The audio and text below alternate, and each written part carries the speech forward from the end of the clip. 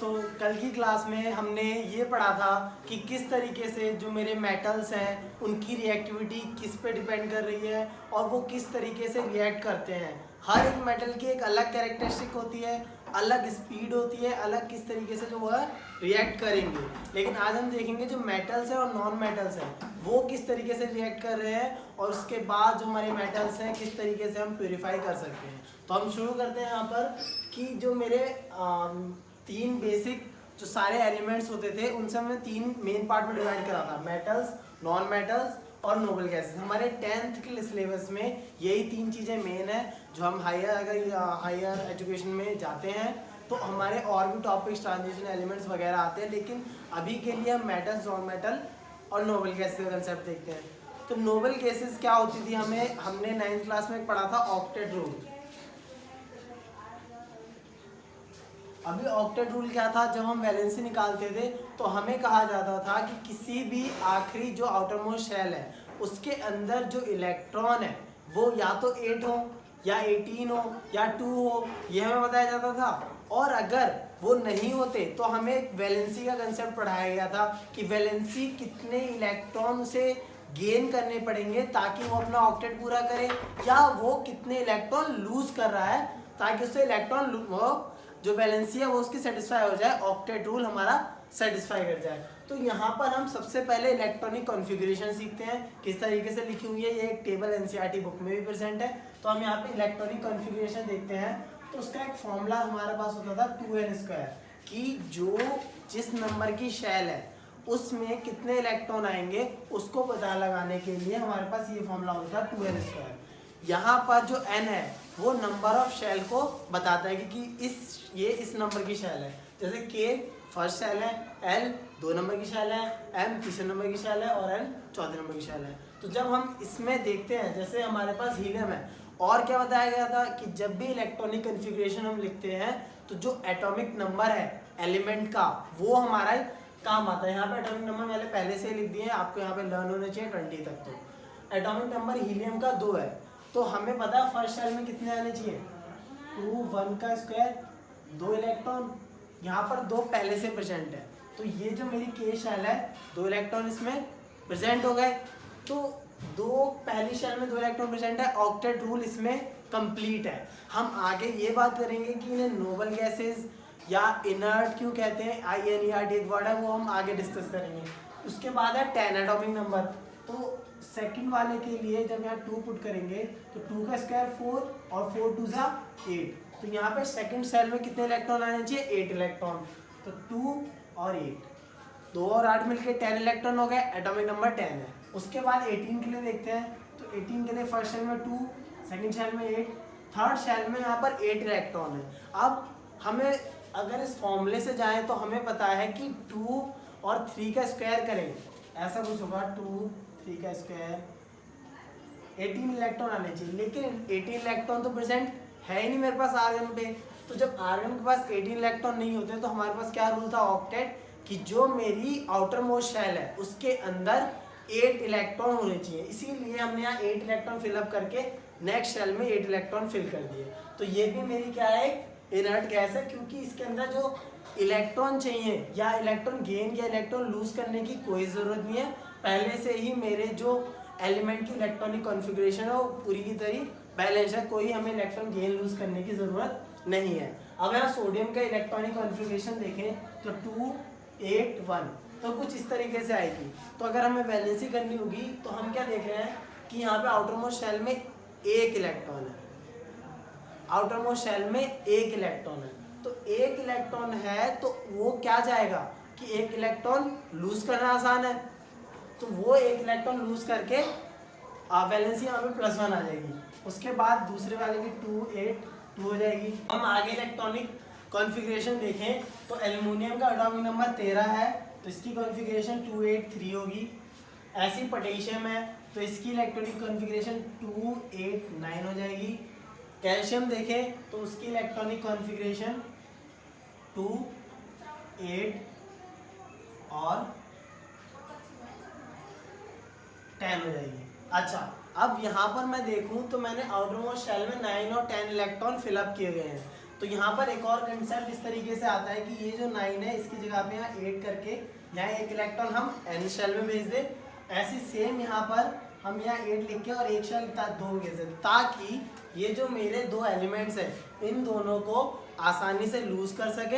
एक electron lose हुआ, K plus valency आई 288 जो आर्गन की कन्फिग्रेशन है वो बन जाएगा, वो वैलेंस होगी। और यहाँ पर सेम ये दो इलेक्ट्रॉन लूज कर दिए तो कैल्शियम का +2 एलिमेंट बन जाएगा, वैलेंसी 2 आ गई और ये वाली जो मेरी इलेक्ट्रॉनिक कन्फिग्रेशन है स्टेबल होगी। सेम यहाँ पे जैसे नॉन मेटल्स है कुछ, अब नॉन मेटल्स इलेक्ट्रॉनिक कन्फिग्रेशन देखते हैं। 2 5, ऑक्सीजन की 2 6, फ्लोरीन की 2 7, 2 8 5, 2 8 6, 2 8। तो अब मैंने ये इलेक्ट्रॉनिक कन्फिग्रेशन तुम लोगों को क्यों लिखवाई, मैं क्यों बता रहा हूँ कि इलेक्ट्रॉनिक कन्फिग्रेशन पे ध्यान दो, क्योंकि जो हमारे मेटल्स हैं, मेटल्स की इलेक्ट्रॉनिक कन्फिग्रेशन को अगर देखा जाए तो उनकी मेटेलिक कन्फिग्रेशन जो इलेक्ट्रॉनिक कन्फिग्रेशन आ रही है उसके अंदर जब इलेक्ट्रॉन लूज करेगा मेरा एलिमेंट तो वो स्टेबल हो रहा है, क्योंकि ऑक्टेट रूल तब फॉलो हो रहा है जब एक इलेक्ट्रॉन लूज कर सकते हैं, 2 इलेक्ट्रॉन लूज कर सकते हैं, 3 इलेक्ट्रॉन लूज कर सकते हैं। हमने क्या पढ़ा था 9th क्लास में कि कोई भी मेरा एलिमेंट है वो 3 या 4 बहुत मुश्किल से, लेकिन 3 इलेक्ट्रॉन या 3 इलेक्ट्रॉन आसानी से गेन कर सकता है। तो वही सेम चीज़ हम यहाँ पे देख रहे हैं कि ये 3 इलेक्ट्रॉन लूज कर सकता है, 2 इलेक्ट्रॉन लूज कर सकता है, 1 इलेक्ट्रॉन लूज कर सकता है। सेम पोटेशियम कैल्शियम के केस में भी कुछ ऐसा ही है। लेकिन जब हम नॉन मेटल्स की बात कर रहे हैं तो हम क्या देख रहे हैं कि 5 है, 5 इलेक्ट्रॉन्स लूज करना बहुत ही ज़्यादा एनर्जी इसमें देनी पड़ेगी। तो उससे बेटर है कि मेरा जो नाइट्रोजन एटम है वो 3 इलेक्ट्रॉन गेन कर ले। सेम यहाँ पे ऑक्सीजन जो है वो 2 इलेक्ट्रॉन गेन कर ले, यहाँ पे क्लोरीन है वो 1 इलेक्ट्रॉन गेन कर ले, फ्लोरीन है, क्लोरीन है यहाँ पे। तो ये जो नॉन मेटल्स है इनकी टेंडेंसी होती है कि वो इलेक्ट्रॉन गेन करें, और जो मेरे मेटल्स की टेंडेंसी होती है कि वो इलेक्ट्रॉन लूज कर ले। इसलिए मेटल्स को हम बेसिक वाला जो बात थी हमारे पास कि मेटेलिक ऑक्साइड है बेसिक इन नेचर और नॉन मेटल ऑक्साइड होता है एसिडिक है, एक्सेप्ट करते हैं। तो ये एक बात जो है ये पता लगाने के लिए कि बेस और एसिड का कंसेप्ट भी कुछ इस तरीके का ही है कि बेस डोनेट करते हैं और एसिडिक एक्सेप्ट करते हैं। तो हम आगे देखते हैं कि मेटल्स और नॉन मेटल्स से अगर कोई कंपाउंड बनेगा वो किस तरीके कि कोई मेटल मेरा दूसरे नॉन मेटल से किस तरीके से रिएक्ट करता है। तो यहाँ पर मैंने एक सोडियम मेटल लिया है और यहाँ हमने क्लोरीन नॉन मेटल लिया है। तो सबसे पहले हम इसकी इलेक्ट्रॉनिक कॉन्फ़िगरेशन लिखते हैं। अब मेरा जो सोडियम मेटल है उसकी इलेक्ट्रॉनिक कॉन्फ़िगरेशन कुछ इस तरीके से होती है, क्योंकि इसका एटॉमिक नंबर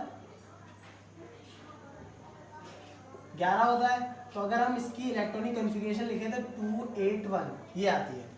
के शेल में 2L, ठीक। क्लोरीन की आती है 287। तो हम यहाँ पे क्या देख रहे हैं कि मेरा जो सोडियम मेटल है अगर वो ऑक्टेट रूल फॉलो करना चाहता है तो ये जो आउटर मोस्ट इलेक्ट्रॉन है इसको क्या जाएगा, ये लूज कर दे, और लूज करने पर ये क्या बनाएगा, एक प्लस का बनाएगा। इसको हम बोलते हैं सोडियम। और जो पॉजिटिवली चार्ज स्पीसीज जो हम 9th क्लास में पढ़ते थे उन्हें हम क्या कहते थे, कटायन। सेम यहाँ पर, अब यहाँ पर 7 इलेक्ट्रॉन लूज करना बहुत ही ज़्यादा एनर्जी देने का काम है, इसीलिए मेरा जो क्लोरीन है वो क्या चाहेगा कि वो एक इलेक्ट्रॉन गेन कर ले। तो एक इलेक्ट्रॉन इसके पास आएगा तो क्लोरीन पे नेगेटिव चार्ज आएगा, क्योंकि एक नेगेटिवली चार्ज इलेक्ट्रॉन इसके अंदर आया, इस एटम के शेल्स में आया है। तो क्लोरीन नेगेटिव है तो इसे हम क्या लिखते हैं, क्लोराइड अनायन। अब यहाँ ये क्लोराइड है और यहाँ ये क्लोरीन है, क्योंकि अगर क्लोरीन न्यूट्रल है तो क्लोरीन है, अगर इलेक्ट्रॉन चार्ज आ गया इसलिए हम इसे क्लोराइड अनायन बोलेंगे। तो इनके अंदर जो मेरी कंपाउंड बन रहा है उसको और अच्छे से देखें तो हम इसे ऐसे लिखते हैं, ऐसे के पास एक इलेक्ट्रॉन था जो ये वाला एक इलेक्ट्रॉन है, और जो क्लोरीन है उसकी आउटर मोस्ट शेल में 7 इलेक्ट्रॉन है। तो यहाँ पर मैंने डॉट से रिप्रेजेंट कर रहा है सोडियम के एटम इलेक्ट्रॉन को, और यहाँ क्लोरीन के एटम को हमने क्रॉस से रिप्रेजेंट करा है। तो हम यहाँ पे क्या देख रहे हैं कि सोडियम के पास, अब ये जो सोडियम है इसकी आउटर मोस्ट एक शेल जो है इसमें 8 इलेक्ट्रॉन है, वो हमने अभी शो नहीं करे हैं।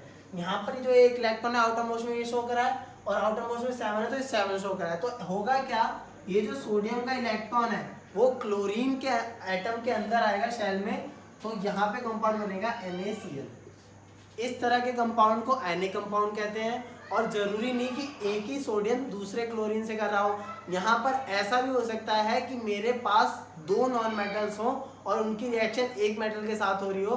क्योंकि जैसे हमारे पास एक और एग्जांपल होता है मैग्नीशियम क्लोराइड, यहाँ पे क्लोरीन 2 है और मैग्नीशियम एक ही है, तो हम अब देखते हैं कि मैग्नीशियम क्लोरीन में किस। अब हम आगे देखेंगे जो मेरे आयनिक कंपाउंड्स की फॉर्मेशन हमने अभी पीछे होती हुई देखी, तो इनकी जो फिजिकल प्रॉपर्टीज़ हैं वो क्या है, किस तरीके से ये कंडक्शन करते हैं, या फिजिकल नेचर क्या है, या इनकी सॉल्युबिलिटी अलग अलग सॉल्वेंट में किस तरीके से है। तो मेरे पास कुछ ऑब्जर्वेशन डाटा है। जो ऑब्जर्वेशन डाटा हमने देखा, जैसे ये सोडियम क्लोराइड है, लिथियम क्लोराइड है, कैल्शियम क्लोराइड, मैग्नीशियम क्लोराइड, तो ये जो आयनिक कंपाउंड्स है इनका जब डाटा देखा गया तो मेल्टिंग पॉइंट इनका इस तरीके से आ रहा है, बॉइलिंग पॉइंट ये आ रहा है। तो ये जो मेल्टिंग पॉइंट और बॉइलिंग पॉइंट है, अगर हम वाटर को स्टैंडर्ड लेके चलें तो वाटर का बॉइलिंग पॉइंट 100 डिग्री सेल्सियस है, तो यहाँ पे लगभग 16-19 टाइम्स जो है बॉइलिंग पॉइंट इतना ज़्यादा है।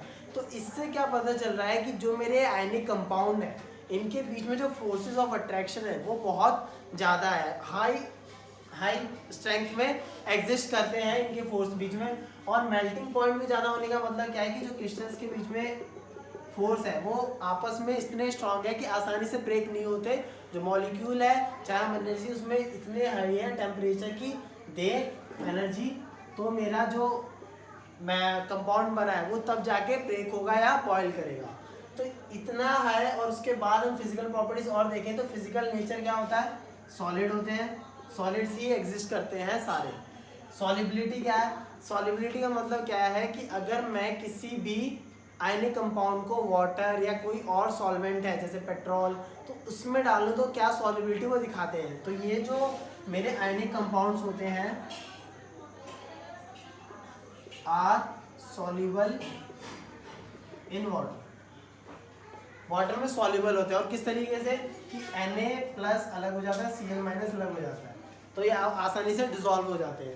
उसके बाद इलेक्ट्रिसिटी कंडक्ट करने की बात आती है, तो ऐसे तो ये कंडक्ट नहीं कर सकते अगर मोल्टन स्टेट में। मोल्टन का मतलब क्या, जो आसानी से लिक्विड फ्लो कर रहा है, तो उस केस में ये इलेक्ट्रिसिटी कंडक्ट कर सकते हैं। लेकिन सॉलिड स्टेट में ये कंडक्ट नहीं करते क्योंकि इनके आयंस जो है मूव नहीं कर सकते। तो अभी तक जो हमारा टॉपिक था वो यहीं तक देखेंगे। उसके बाद नेक्स्ट जो लेक्चर होगा उसमें मेटल्स की अकरेंस, कैसे उन्हें हम क्लीन कर सकते हैं और कैसे वो हमारी अर्थ में मिलते हैं, किस फॉर्म में मिलेंगे, कंबाइंड स्टेट में या जो प्योर फॉर्म है उसमें। तो तब तक यही देखिए और थैंक यू। आगे हम इसका और डिस्कस